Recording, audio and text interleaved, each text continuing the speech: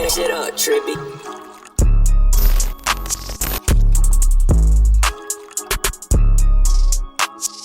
Chers lecteurs de Karaté Bushido, bonjour. Aujourd'hui, on va voir ensemble les 10 mythes, les 10 choses que vous avez toujours entendues depuis des années au sujet de la musculation, de la préparation physique, des sports de combat. Et ces 10 choses qui n'ont aucune évidence derrière, mais pourtant qu'on répète dans tous les magazines, dans toutes les vidéos, dans toutes les salles de sport. On va faire le point sur ces choses-là et on va voir comment on peut faire mieux et dépasser ces mythes. Aujourd'hui, j'ai l'honneur d'avoir avec nous monsieur Pierre Manzo. Pierre, merci d'être parmi nous. Pierre, vice-champion de France de grappling, vainqueur du G1, champion du monde de Kenpo américain et en plus gymnaste de haut niveau.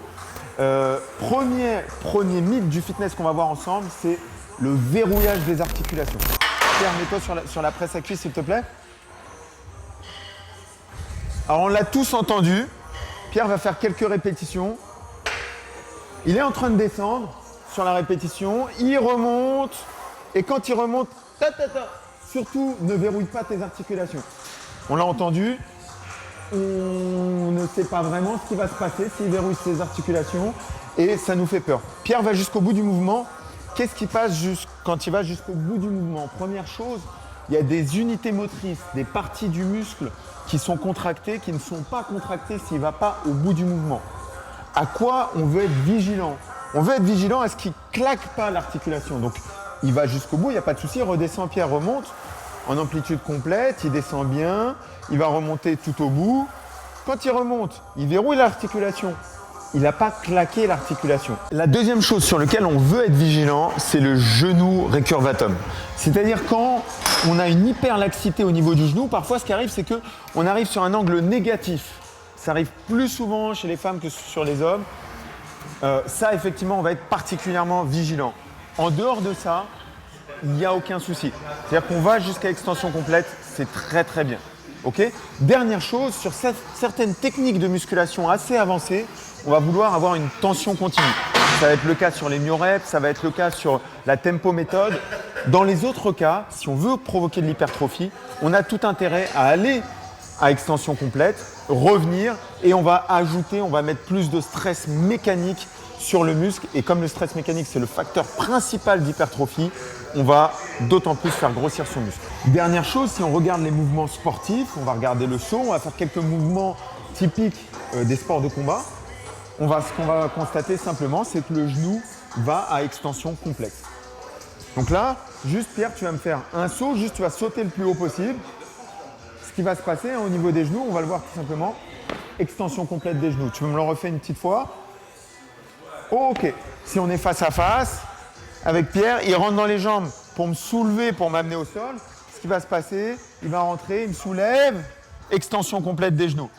C'est ce qui arrive basiquement. Dernière chose, Pierre, il va mettre un coup de pied ici, coup de pied, boum. Alors, parfois ça finit à extension complète, parfois c'est pas le cas, mais il y a une extension du genou. Donc on veut préparer notre athlète, on veut préparer notre combattant à ce type de mouvement. On l'a tous entendu, Pierre est en train de faire des répétitions. C'est bon Pierre. Dès qu'il a terminé, c'est important qu'il prenne sa protéine tout de suite dans les 5 minutes. On a le mec qui a le shaker de prot, tout de suite c'est important. Sinon, il y a de l'anabolisme, sinon il ne va pas construire du muscle comme il voudrait construire du muscle. C'est un mythe. C'est notre mythe numéro 2. Dans les années 2005-2010, à l'université du Texas aux États-Unis, ils ont fait des études sur ce qu'on appelle le nutrient timing. On a pensé que effectivement la fenêtre anabolique, la période qui sépare l'entraînement de la récupération, on a pensé que pendant ce temps-là, c'était important d'avoir rapidement des protéines. Ce qu'on s'est rendu compte, c'est qu'en réalité, à partir du moment où on a divisé sa consommation en protéines parmi tous les repas qu'on a dans la journée, les protéines sont là, la fenêtre anabolique est beaucoup plus large que ce qu'on pensait. Et en réalité, ce qui est important, c'est que si on s'entraîne 2 fois dans la journée, là, on va avoir une recharge glucidique qui va être importante pour recharger les réserves de glycogène, le sucre qui est dans le muscle. Ça va devenir super important. Les protéines, à partir du moment où on a des protéines à chaque repas, on va être très très bien. On ne va pas avoir besoin de se précipiter sur les protéines en fin d'entraînement. Troisième mythe, les abdos et notamment les cours d'abdos fessiers, les gens qui font des crunchs par centaines, par milliers pour avoir des abdos. La première solution pour avoir les abdos, la première chose à faire pour qu'ils soient visibles, c'est d'avoir un body fat, c'est d'avoir un taux de masse corporelle, de masse grasse qui descend en dessous de 15%, en dessous de 12%, en dessous de 10%. Et là, les abdos sont visibles. Ensuite, on va voir quelques exercices qui sont intéressants pour les sports de combat pour avoir un transfert d'énergie. Mais là, c'est autre chose. Ce n'est pas que le grand droit qu'on va solliciter. C'est plein d'autres exercices, notamment des exercices de rotation qui vont nous permettre d'être très forts dans les rotations, soit de punch, soit dans les rotations qu'on a besoin en lutte ou en jiu-jitsu brésilien.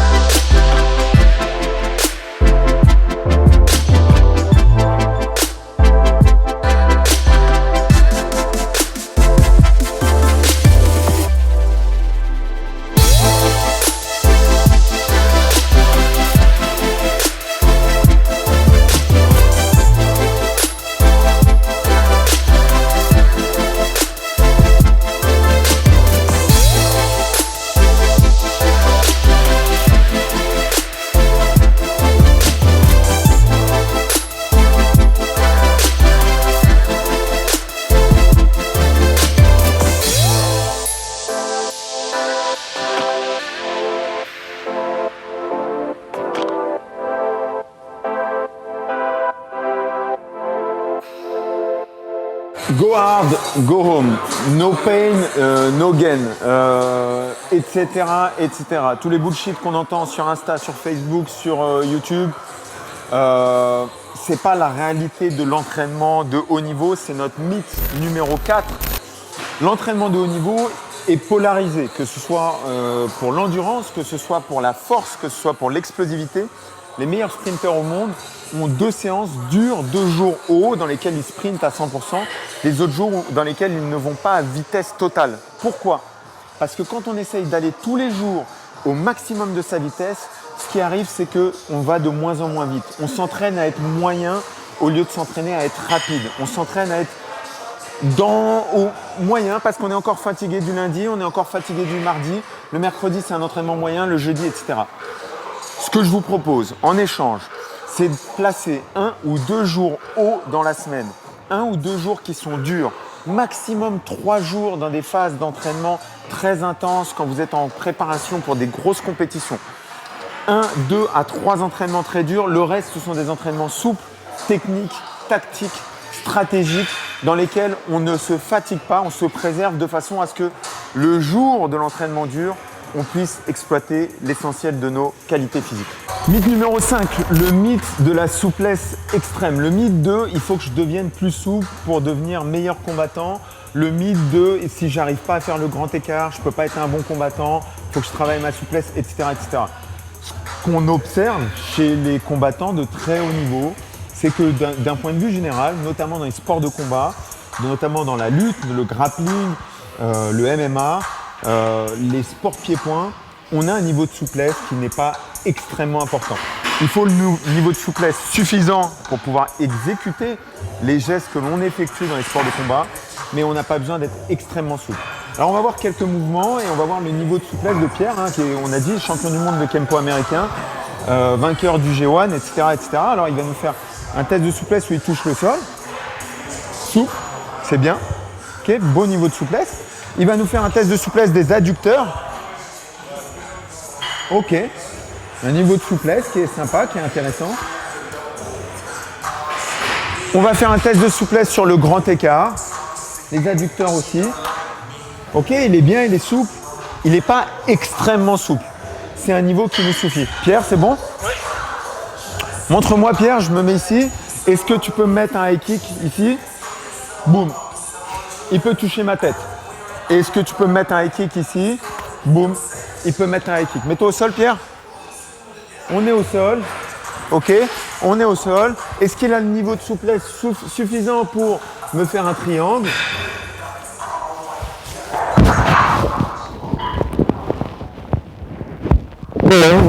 Magnifique. Est-ce qu'il a le niveau de souplesse suffisant pour… Je suis en train d'essayer de passer la garde et il remet, il évite que je lui passe la garde. Oui. Est-ce qu'il a le niveau de souplesse suffisant pour me sweeper? Je suis ici. Boum, il est rentré. Aucun souci. Donc, on a un niveau de souplesse fonctionnel qui nous permet de faire les mouvements qu'on fait. Une fois qu'on a atteint ce niveau de souplesse, on n'a pas de nécessité de travailler la souplesse des heures et des heures. Chaque entraînement, c'est une perte de temps, c'est une perte d'énergie. On n'a plus d'utilité passé un certain niveau de souplesse. Mythe numéro 6, la musculation qui stoppe la croissance. Donc on a ce mythe, faire de la musculation, ça rendrait plus petit, on grandirait pas. Ce qu'on observe en fait, c'est qu'il y a des gens qui sont très musclés, qui ont commencé la musculation très tôt et qui sont devenus très grands. Un exemple, Schwarzy, enfin qui n'est pas très grand mais qui est grand. LeBron James qui est très grand. Enfin, la plupart des basketteurs de NBA qui ont commencé la musculation tôt, ça ne les a pas empêchés de grandir. Par contre, on a associé certains sports avec des tailles. On s'est dit que si on faisait de la gym, on était obligatoirement petit. En tout cas, la gym rendait petit. Ce qu'on voit, c'est que Pierre, il a fait de la gym à haut niveau et il est plus grand que moi. Donc, par contre, ce qu'on voit, c'est qu'il y a des sports dans lesquels, effectivement, être petit en gym, ça favorise. Parce que quand on travaille au poids de corps, on a une force relative qui est plus importante et donc c'est plus facile. Effectivement, si je fais du basket, le basket ne fait pas grandir. Mais par contre, si je fais du basket, être grand, c'est un avantage. Donc on arrête avec le mythe de la musculation qui stoppe la croissance. Il y a un moment propice au travail de la musculation. Ce n'est pas forcément le plus jeune âge pour des raisons hormonales, pour des raisons de développement moteur. Mais en aucun cas, la musculation ne pose problème pour la croissance. Mythe numéro 7, musculation et souplesse. La musculation rendrait moins souple, moins mobile. On va voir. Si on fait de la musculation à amplitude totale, Pierre descend sur le squat. On est là à amplitude totale. Au contraire, on est en train de s'assouplir dans un mouvement spécifique. On n'oublie pas que la souplesse est spécifique à un mouvement. On remonte, Pierre. Quand on va remonter, tu vas développer la barre au-dessus de ta tête. Voilà. On développe la mobilité spécifique, ok, des épaules. Ici, on redescend la barre, on redescend en squat. Ici, on est sur les adducteurs, on est sur la hanche. On développe une mobilité, une souplesse spécifique au mouvement. Merci Pierre. Donc, musculation, aucun souci. À partir du moment où on effectue les mouvements à amplitude maximale, au contraire, on développe sa mobilité, on développe sa souplesse avec un certain niveau de force, c'est ce qu'on appelle la mobilité. On développe sa souplesse active et donc, au final, on arrive à mieux faire le mouvement. Mythe numéro 8, le mythe de la musculation qui rendrait lent. Ça, c'est un mythe qu'on avait beaucoup dans les années 80-90. Ce qu'on constate quand on regarde l'évolution des sportifs, on a des sportifs qui sont de plus en plus musclés, quel que soit le sport. On compare un joueur de foot d'aujourd'hui par rapport à un joueur de foot d'il y a 20 ans, c'est incomparable. Un joueur de basket d'aujourd'hui par rapport à un joueur de basket d'il y a 20 ans, c'est incomparable. Et dans les sports de combat, ce qu'on va voir, c'est une évolution qui va être similaire. C'est-à-dire une masse musculaire de plus en plus importante. En grappling, ce qu'on va voir en jiu-jitsu brésilien, on va voir des athlètes qui vont de plus en plus ressembler à des lutteurs. Les lutteurs sont très musclés, ont un taux de masse grasse qui est très faible. Et donc, augmenter sa masse musculaire, augmenter sa force maximale, pour au final augmenter sa puissance, c'est la meilleure stratégie que vous puissiez avoir pour être rapide dans vos combats. Mythe numéro 9, la récupération. Pensez qu'il y a un outil magique, le pistolet masseur, le sauna, le hammam, le massage, le cupping, etc., etc. Pensez qu'il y a un outil magique qui permettrait de pallier aux basiques de la récupération. Alors quels sont les basiques de la récupération? Le sommeil, en quantité, en qualité. L'alimentation, la quantité d'alimentation, quand on est en régime hypocalorique, quand on mange moins que ce qu'on consomme, on est plus fatigué. Mais aussi la qualité des aliments qu'on absorbe. Ces deux choses-là, c'est 80% de la récupération. Alors bien sûr, après, on a des outils de récupération qu'on va préférer. Certains pour qui ça va être la cryothérapie, certains pour qui ça va être le massage, d'autres pour qui simplement passer du temps avec ses amis à discuter va être un outil de récupération. Mais si vous vous forcez à aller dans un sauna, vous ne supportez pas la chaleur, vous vous forcez à résister à la chaleur pendant X minutes parce que vous pensez que vous êtes en train de récupérer, en réalité vous êtes en train de mettre un stress sur votre organisme, vous êtes en train de faire quelque chose qui ne vous plaît pas et vous êtes en train de vous fatiguer encore plus. Donc récupération, on fait d'abord le basique, comme pour tout, et ensuite, effectivement, on peut utiliser les outils supplémentaires de récupération.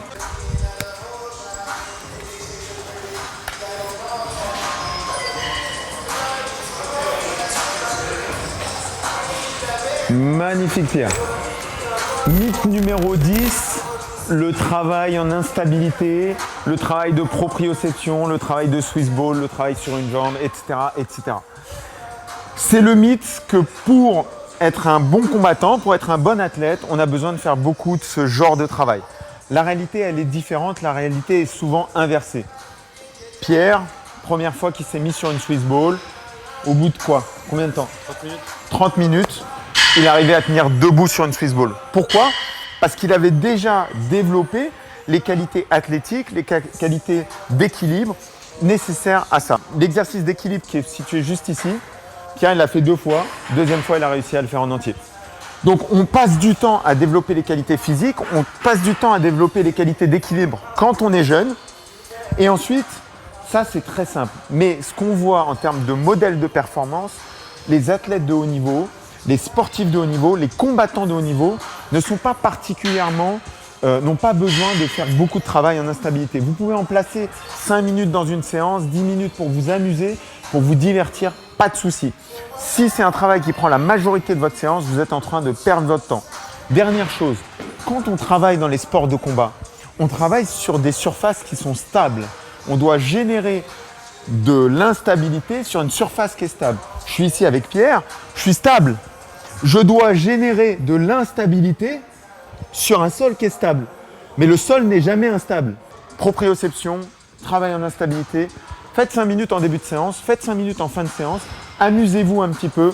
Ne passez pas tout votre temps là-dessus, c'est une perte de temps. Les amis, j'espère que cette vidéo vous a aidé à faire le point sur quelques mythes qu'on rencontre très fréquemment dans les salles de musculation, dans les salles de sport de combat. N'hésitez pas en commentaire à dire si vous êtes d'accord, pas d'accord avec ce que j'ai dit. Si vous-même, vous avez rencontré des mythes que vous voudriez peut-être qu'on traite dans les prochaines vidéos. Suivez Pierre sur Instagram. Il a une super salle de JJB, ceinture noire de JJB. Je vous ai dit, il est très haut niveau. Super salle de JJB, Jiu-Jitsu Family. Cryo Vosges, c'est ça, son unité de récupération dans les Vosges. Smartfight.fr pour plein d'infos. Le site internet, le Instagram. Je fais plein de lives, je fais plein de stories, etc. etc. Merci On Air, Maison Alfort qui nous accueille à chaque fois. Vous avez vu les salles, elles sont magnifiques, c'est vraiment super, on est super bien reçus. Karaté Bushido, merci, likez, partagez, à très bientôt. Salut les amis.